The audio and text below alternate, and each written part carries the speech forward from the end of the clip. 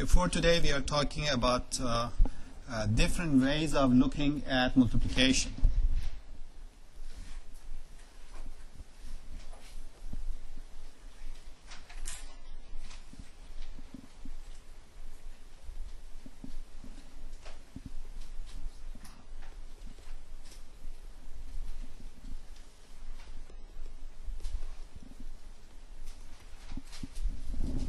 So that's still 1-3, and hopefully we are going to start 1-4 today, which is topic of matrix inverses.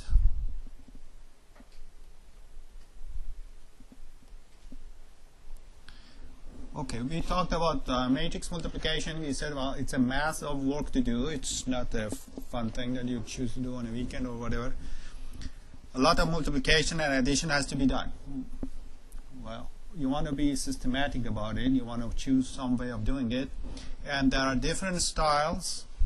And some of these styles have a special meaning to them. So we want to take a look at the possibilities. So what was the basic definition we had? The basic definition we said, if you have a matrix times another one, they come in blocks.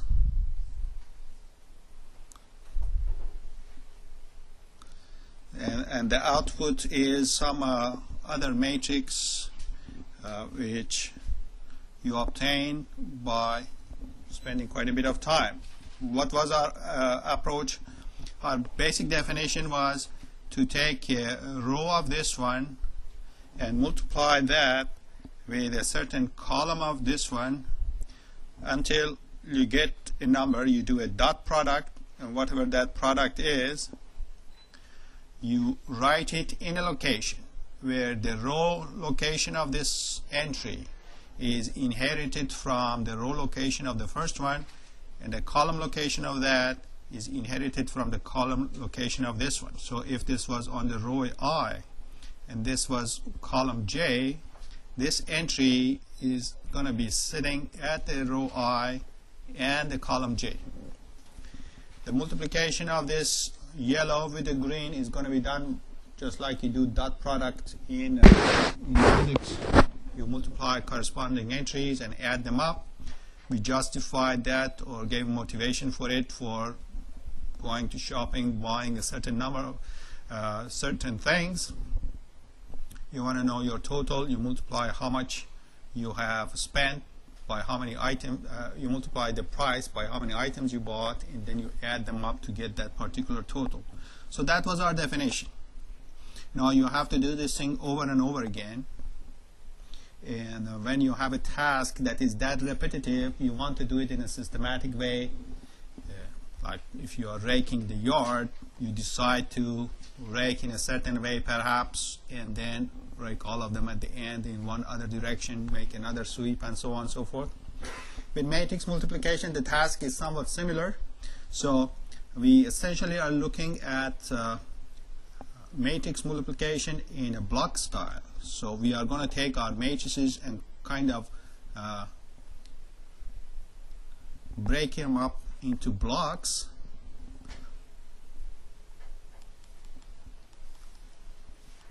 and then handle separate blocks until we are all done. Kind of the way you might clean up some warehouse. You go by rows and then you go to another row, as opposed to doing things randomly. Okay. One simple way of describing the situation would be that you have your matrix A. You might say, okay, I'm going to consider this big pile of stuff here. I'm going to take my matrix B and I'm going to think about it as a bunch of columns. So that matrix B that you have, it is made out of several columns. So you want to perhaps say that clearly, that there are a bunch of columns here. And then you might decide to say, I take the matrix A, multiply by this column. That itself entails a lot of work. You still have to do whatever we agreed to do before. But your approach might be that, okay, I break this up into columns. I take this matrix A, multiply by this column.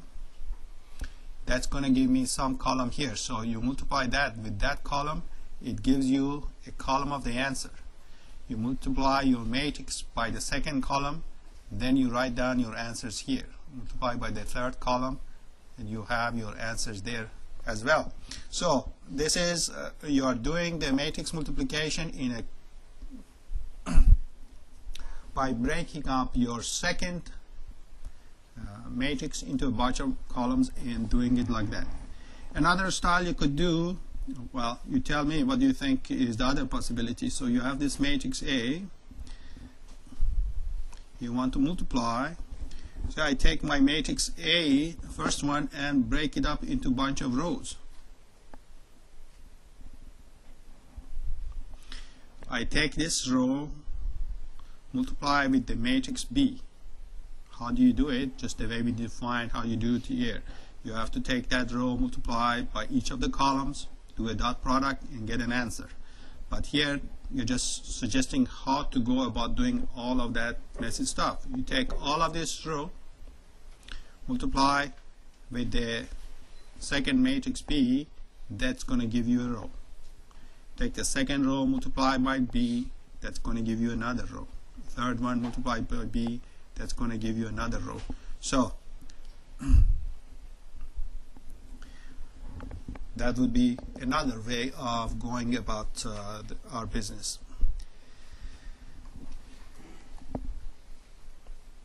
Another view that we might have is to split up A and B to rows and columns simultaneously. To make this thing a bit more specific, perhaps I go ahead, pick particular matrices.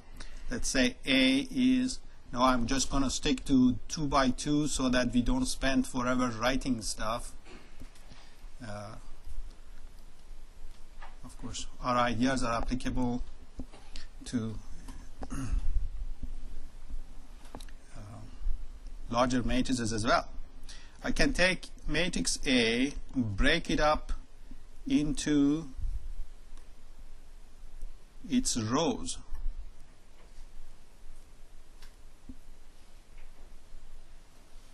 Okay, this is essentially one of the rows. The other one, I just kill everybody there. These are all zeros. So just erase them. This one is the second row. I have just erased everybody else, and my matrix is officially been looked at as two matrices, essentially the two rows that we have. We play the same game with B. We say B, well, I take the first column, erase the second column, and then second time around I erase the first column and just keep the second one. So here are the columns. Now when I want to multiply A with B, how do you multiply? I have to multiply this matrix with that one, this matrix with the second one, the second matrix here, second yellow one with the first green, second yellow with the second green, and so on. So let's write it out, just as in Algebra 1, if you had, say E plus F times G plus H. How would you have done that? You would have voided, say this times that one, then this one times the second one, this one times the first one, second one times the second one, and so on, and you write down all the multiplications you could conjure up. You do the exact same thing here. So when I want to multiply, I'm going to have the first yellow one times the first green one, the first yellow one times the second green one, the second yellow one times the first green one, plus the last round we have second yellow one times the second green one. Now what do you think each of these things going to be? Still we are multiplying the way we set our official definition, whatever it was, that's what we are going to be using every time anyway. Except that some nice things going to happen. When I multiply these guys, what is the only non-zero entry?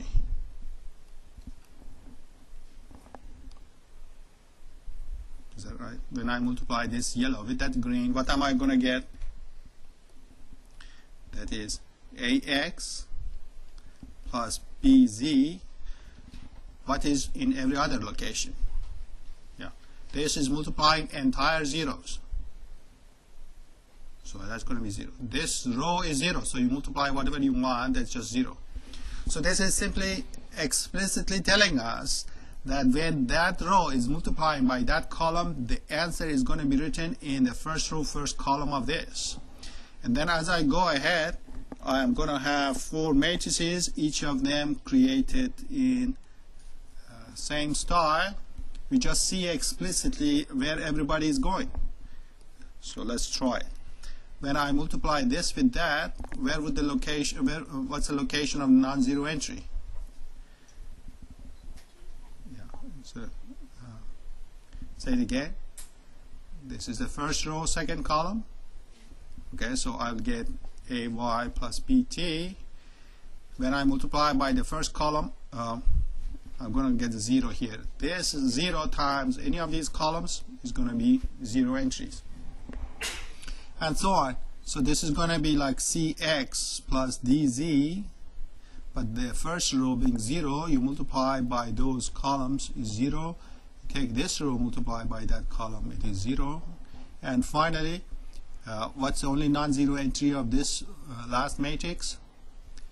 Second row, second column, is that right? CY plus DT, and these guys are just zeros. So we can think about our matrix multiplication that we were talking about here. If you wish, you can chop up your matrix A to a bunch of matrices, matrix B to a bunch of matrices, and perform this. When you want to put all of those entries into one matrix, you see what we have seen before, that is, this is AX plus BZ, first row, first column. This is first row, second column. And then this is second row, first column. So here CX plus DZ. And here is the second row, second column. So CY plus DT. Okay, so that wasn't all that exciting. We just put everything back. More interesting thing happens if you do this thing in a different way. What if I take the columns of that, multiply with the rows of this one? Columns of this times rows of that one. That's kind of where we ended up last lecture. Let me just refresh your memories as to where you had seen this thing. So over there we said if you have a column, let's say 1, 2, 3 times a row, over there we chose 10, 100, 1,000. When I multiply these two, what do I get? What does it look like? You get a full matrix. That reminds us of multiplication tables back in elementary school. You just multiply this column with that row. You have a huge number of numbers here. You just write them down.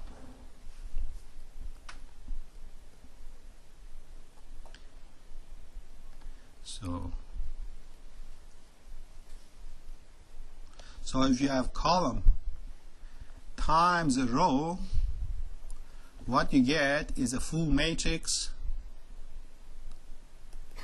which reminds us of the multiplication tables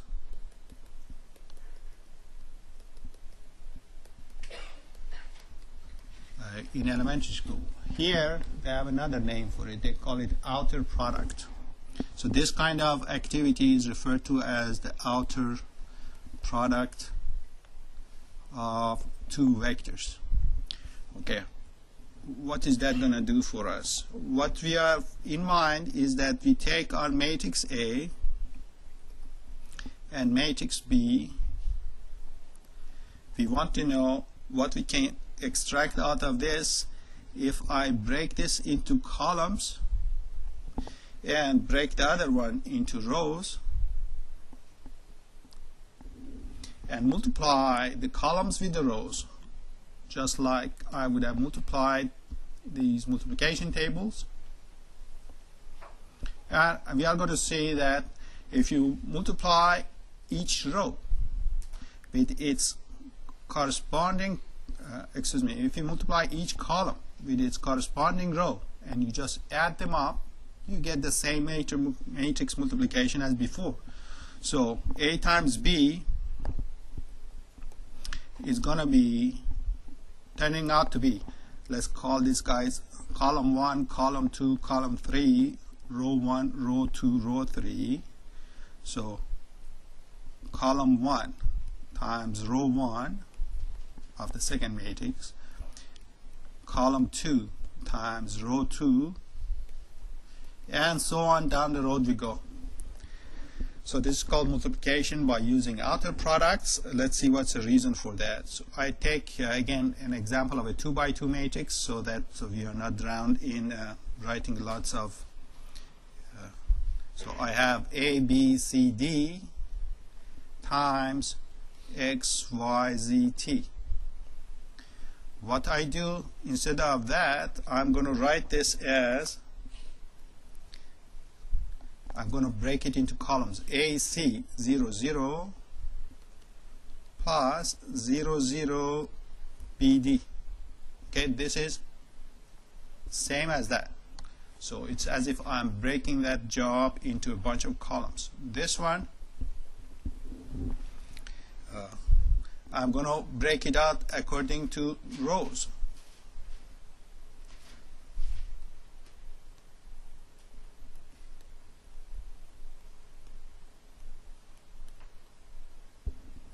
So I'm going to multiply all the green ones with all the blue ones. That's the job that we have for ourselves. These are all the greens. These are all the blues. They are just representing our matrices. Now something interesting happens. When I multiply the first green with the first blue, help me out with that one. What kind of multiplication is it anyway? Here's a column, here's a row. That multiplication, we called it what? Outer product. That's an outer product. So let's do an outer product of column 1 of the first with the row 1 of the second. What am I going to get? So A times X, A times Y, C times X. So I took that. Now really, if you want to do complete job, you have to say A0 times X0, that's just AX. A0 times Y0, just AY. C0 times X0, that's just CX. C0 times Y0, that's just CY. So instead of going through all of that, we just call it out like a multiplication table. A times everybody, C times everybody in the second row, and so on. Now, tell me what happens if I multiply. So we call this thing column 1. Let's call it column 1. This is column 2. This is row 1. Really, this is row 2. Meaning everybody else has been zeroed out. So I did. This was column 1 times row 1. Now let's do column 1 times row 2.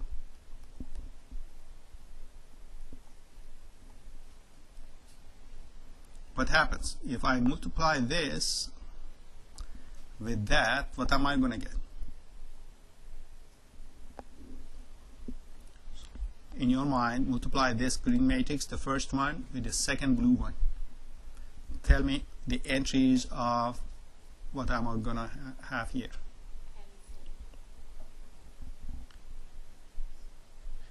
take this matrix, this green matrix, multiply with this blue matrix. So let me just mark it out so that let's focus on this. This times that. Ignore everything else I've said today. Just multiply these two matrices like we did last time. What are you supposed to do? Multiply them. No. Multiply these two. Tell me what you get. You said what?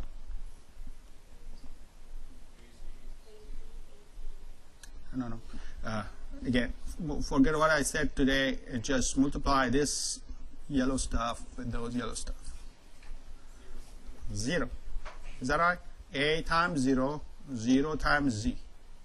Now multiply this yellow with the second yellow here. Does everybody see? A times 0, 0 times t, that is 0. Second row times the first column, 0. Second row, second column, 0. When the column number and row number don't match, they just all fall apart, it all becomes 0. Let's try one more time. Who else I have to multiply? This is just idea of FOILing. So I multiply column 2 with the really row 1, column 2 matrix times row 1 matrix. So take so here we are focusing on these two now.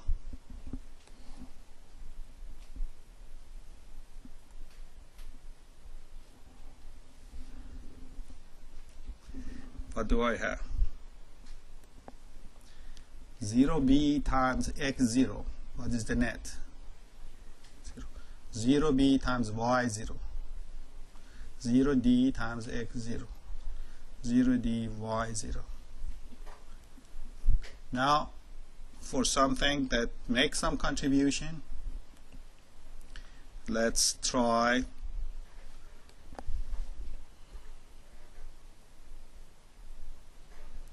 column 2 matrix times row 2 matrix.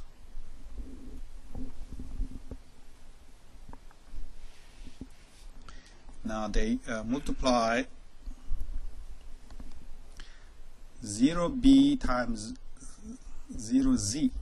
Who's that?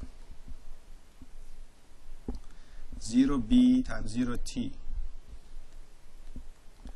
0d times 0z. 0d times 0t. So this was for us the column 2 row 2 matrix. These guys don't play any role. Now if you put all of your matrices together, you get ax plus bz, like ax plus 0 plus bz, ay, bunch of zeros plus bt, cx plus dz, cy plus dt, which is what you would have gotten by multiplying these in the normal way. You might ask, why do this? You know, we learned it one way, why do it another way? Several reasons. One is, well, we are going to see hopefully today an explanation of matrix vector product. This is going to give us a different flavor for it. The second reason is that when you are doing computer programming, if your computer might have several cores to it.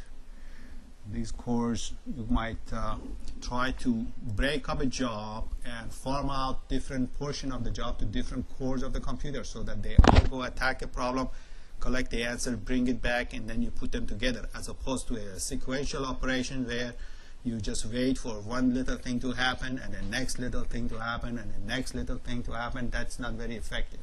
If you can kind of write your computer program so that you kind of branch out, do several things and bring them all back together at the same time, you can make your activities to run a lot faster. So different ways of dealing with matrices could help with our computer programs. It's also important conceptually, and we are going to do one of these concepts. So the lesson of this view was that if I have a matrix times another one, let's go back here, see what happened. Essentially what happened here was that the column 1, this column 1 multiplied with this row 1, that was the contribution here.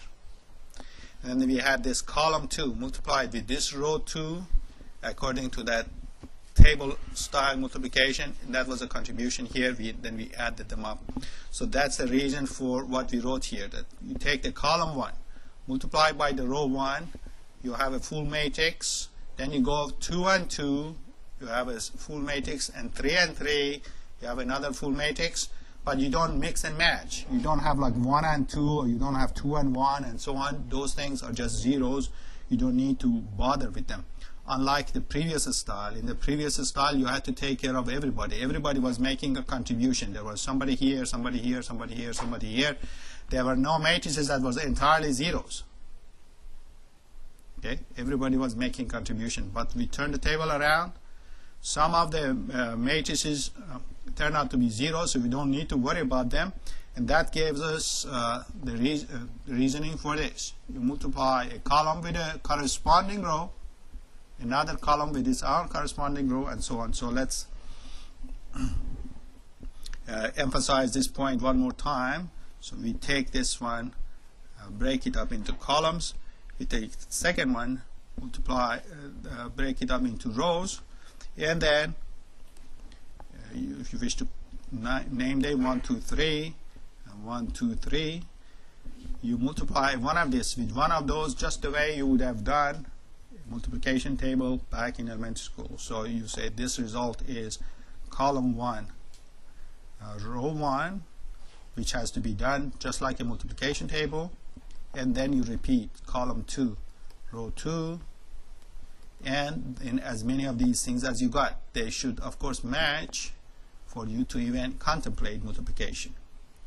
So then we call this thing outer product style.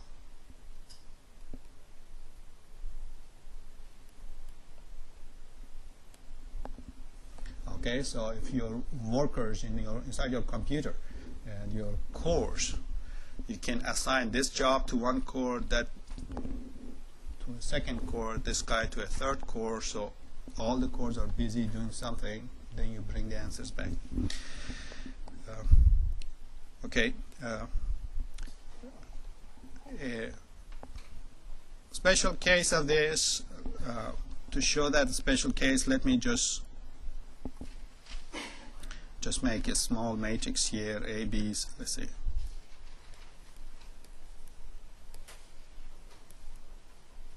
Suppose I have this matrix, and then I am multiplying it with X, Y, Z.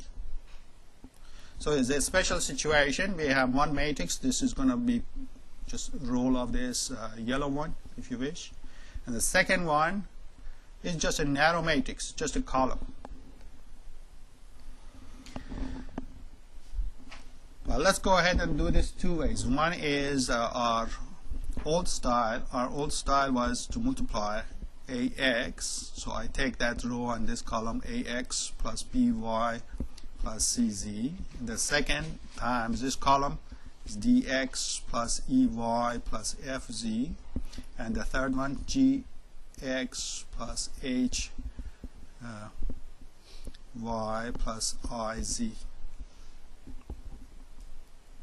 I notice that here all the X's show up, and Y's are showing up here, and Z's are showing up here. That gives me an idea. So okay, I can look at this problem like this, as if I had an X, the first entry, I multiplied with that entire column.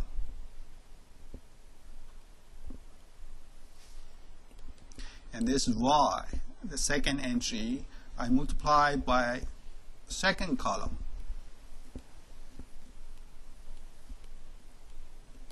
And this Z I multiplied by the third column.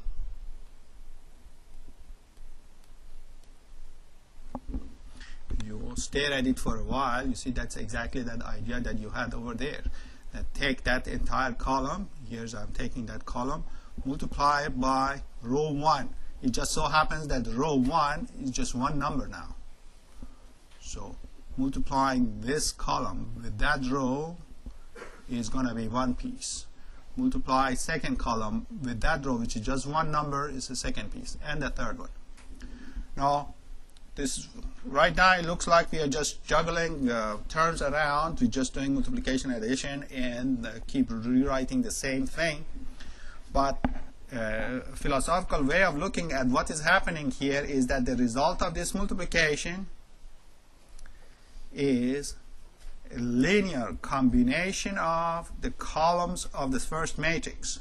That is, you are taking the first column, multiplying by some number, second column multiplying by some number, third column multiplying by some number, and these numbers are extracted from here. The kind of a configuration that shows up here is called linear combination. You remember at the beginning of the semester we talked about what is linear and what is non-linear. So linear meant you multiply your entities by some numbers and add them up. So the philosophy that is being applied here is that these are your entities. It's like a package of gifts or such. Maybe in that package of gift there are 8 Cabbage Patch dolls and D trucks and G.I. Joe soldiers or something, and they're making a package of that. You say, I want 3 of this package, perhaps 2 of this other package, and 11 of this third package. These are acting as packages for you, and this is how many of them you are ordering. You're saying, give me an X of the first and a Y of the second and Z of the third. So this gives you a flavor on how to handle multiplication of a matrix by a column vector. Now, well, if you have another column, then you have to go back to this full version that we had over there. So perfectly okay question. Like if you had here the question is, what if I had more stuff here? Like I had A, B, C, D, E, F, G, H, I, and here I had X, Y, Z, and say T, U, V. Anything special about that? Well, yes, we can go ahead and write it. It's just doesn't show up all that much significantly later on for us to emphasize. This shows up a lot more later on because it matches the way we write equations. This one, well, if you want to do that, what do? Our recipe was to take that and this, multiply just like matrix multiplication. So you go on the right hand side, say I have to take A, D, G, multiply it by X, T. So this is 3. This is like a multiplication table where you have 3 numbers here and 2 over there. You have to multiply all 3 with all these 2 and just make a table. There will be 6 numbers here. Then we said you take the second B, E, H, multiply with the second row here, so that's going to be Y, U, and then the third and the third. So C, F, I, Z, V. So this is again a table by itself, 3 by 2. You have to do multiply all of these guys with all of those guys. You'll have 3 tables, each of them having 6 entries in it, and then you have to add them all on. Now, special situation here is that if this is a single number, well, you can write it anywhere you want, on the right, on the left, inside, wherever you wish. That's all fine. It doesn't make any difference. Anything more complicated than that, we have to go back to the matrix notation and just do it like that. Okay, so you read the examples in the text regarding to this kind of multiplication and try to kind of practice as much as you can. We are going to go to section 1.4, which is matrix inverses.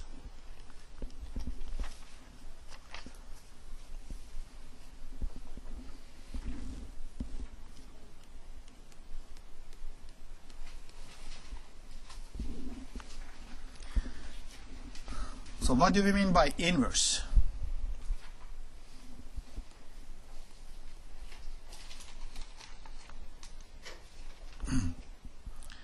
When you study mathematics, whatever operation you learn, you want to be able to undo it as well. Okay, you like sometimes you hammer a nail into an object, sometimes you want to pull that nail out, so sometimes you want to undo an operation. What are the basic operations you do in math anyway? You have addition, and the other one is multiplication. So what is the opposite of addition, or inverse of addition? So that would be your subtraction, is that right? So if you have, what's the idea of subtraction? Or that gives you the idea of a positive and negative numbers. If you have a number 2, you add -2 to it, you get what you call the identity element of addition, big name for 0.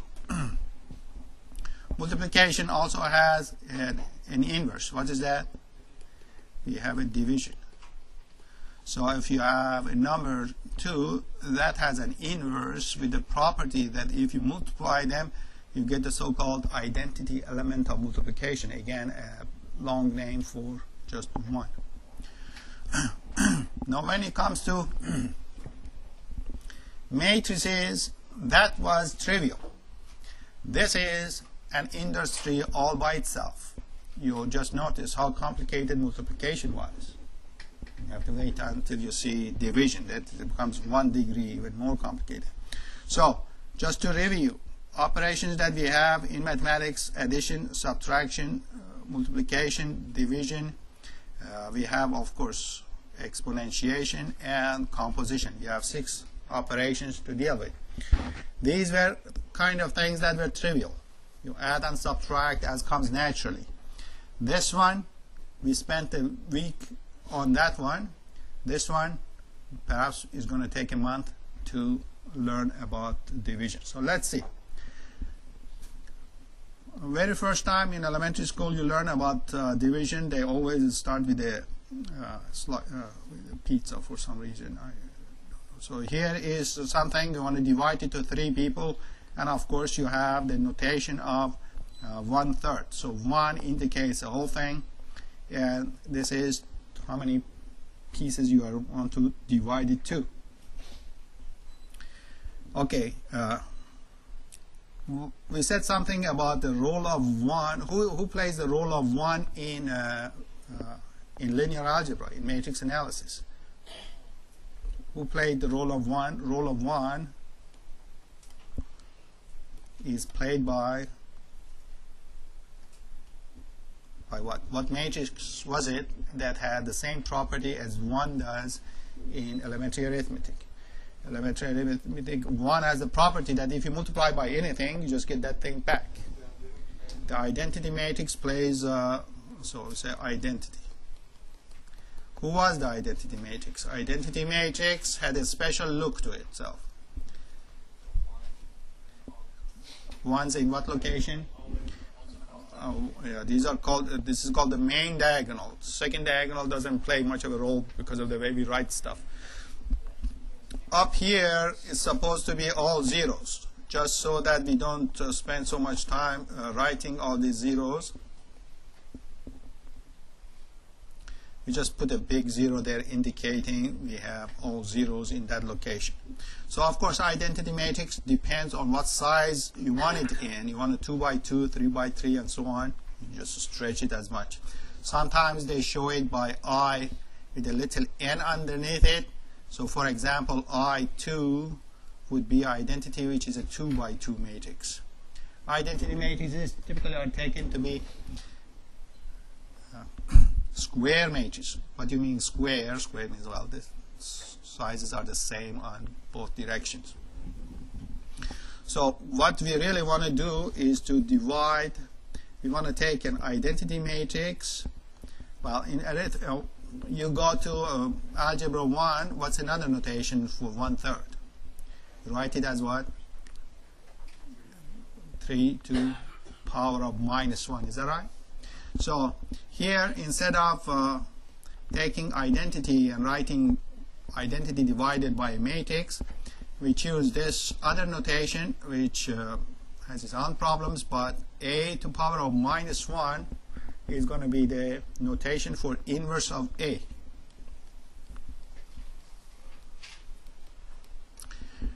Okay, what did you expect out of your inverses in elementary arithmetic? We said inverse has a property that if you multiply by the original, you get the identity.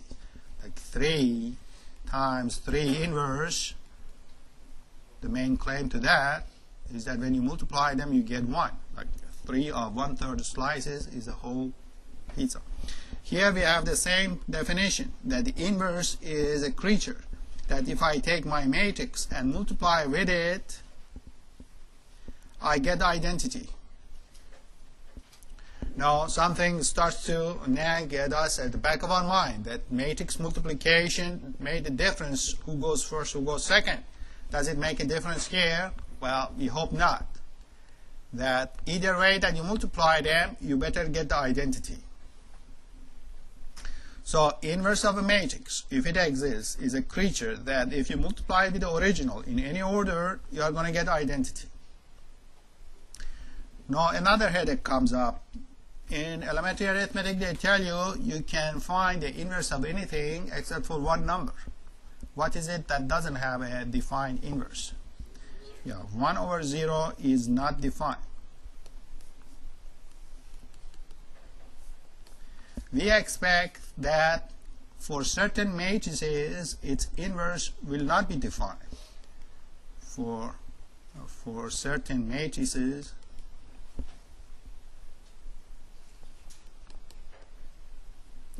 inverse is not defined. So matrices divide into 2 groups, and the situation is not as easy as it was in arithmetic. In arithmetic, there was just 0, and here's my 0, and everybody else went to the other camp. But here, the guys who don't have an inverse, they are a big camp all by themselves. And figuring who is it that falls into this camp, who falls in the other camp, is not going to be as easy. So we have two camps. One is called invertible,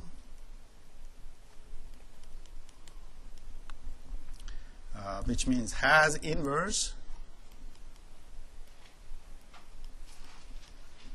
and the other camp is going to have lots of names. One of them we might use right now, sometimes called singular, but there's going to be a whole slew of names that we are going to talk about.